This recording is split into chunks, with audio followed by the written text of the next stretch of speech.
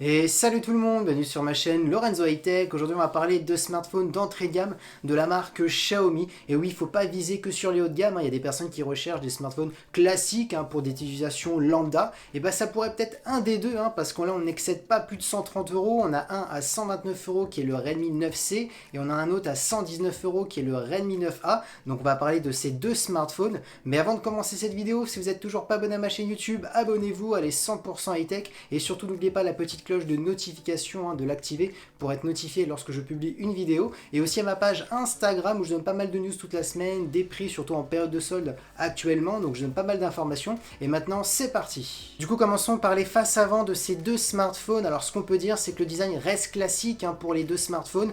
On voit qu'on est à moins de 130 euros, donc du coup c'est pas vraiment travaillé. On a des grosses bordures sur les côtés, un petit peu en bas. Bon, ce qui est intéressant c'est la caméra frontale de 5 millions de pixels qui est bien imprégnée dans le smartphone. C'est une petite gouttelette en haut, donc ça reste classique. Ensuite, concernant la diagonale de l'écran, on est sur du 6,53 pouces pour les deux modèles. Par contre, pas d'OLED. On est sur deux écrans LCD et bien entendu avec une définition HD+.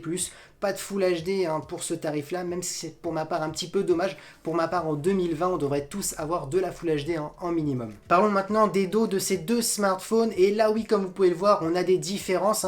Il fallait bien avoir une différence pour 129 euros pour le Redmi 9C et 119 euros pour le Redmi 9A. Et bah, ça va se jouer sur les appareils photo. On a 3 capteurs pour le Redmi 9C, un seul capteur pour le Redmi 9A. Alors pour ces tarifs-là, on va pas s'attendre à des qualités extraordinaires. Mais bon, ça reste quand même toujours intéressant pour ces tarifs là d'avoir quand même plusieurs capteurs. Donc là c'est un avantage pour le Redmi 9C. Donc le premier capteur du 9C, le capteur principal, on est sur du 13 millions de pixels. On a ensuite un mode macro pour faire des photos d'objets ultra près de 2 millions de pixels.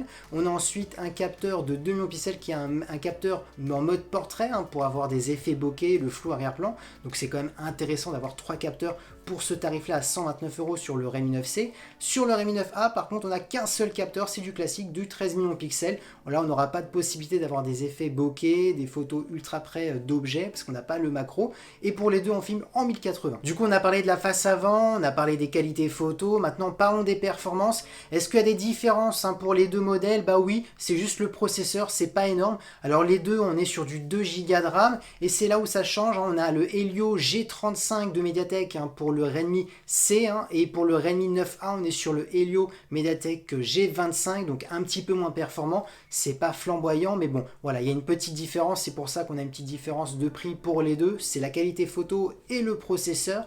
Ensuite concernant le stockage on est sur du 32 Go pour les deux, une carte SD c'est possible pour étendre la mémoire si vous le souhaitez jusqu'à 128 Go, donc voilà c'est quand même intéressant.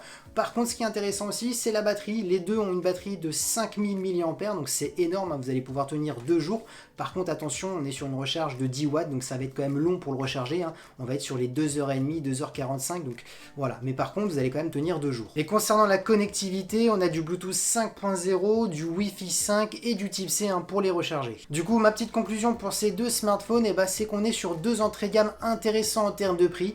Donc si vous recherchez un smartphone classique c'est vraiment ces deux smartphones. Maintenant pour un petit peu les différencier, j'ai envie de vous dire voilà, si vous êtes quelqu'un qui veut un peu plus de capteurs photo pour un peu plus de créativité, je vous dis prenez le Redmi 9C. Surtout si en termes de connectivité, j'ai oublié, on a du NFC sur le Redmi 9C pour l'entrée de gamme. On sait que chez Xiaomi les entrées de gamme il n'y en a aucun qui a du NFC, donc ça peut être intéressant. Si vraiment la photo c'est pas ce qui est primordial pour vous, vous recherchez vraiment juste un smartphone entrée de gamme classique, et là je vous dis directement prenez le Redmi 9A où là on est à 119 euros, vous gagnerez 10 euros et il est très bien en termes de processeur, vraiment pour une utilisation lambda. Donc voilà ma petite conclusion pour ces deux smartphones. Et voilà, cette vidéo est terminée, c'était vraiment une petite vidéo sur ces deux petits entrées de gamme de Xiaomi, j'espère qu'il vous a plu. Si c'est le cas, n'oubliez pas le petit pouce like, de vous abonner à ma chaîne si c'est toujours pas fait. Et sur ce, moi je vous dis à très bientôt, c'était Lorenzo High Tech.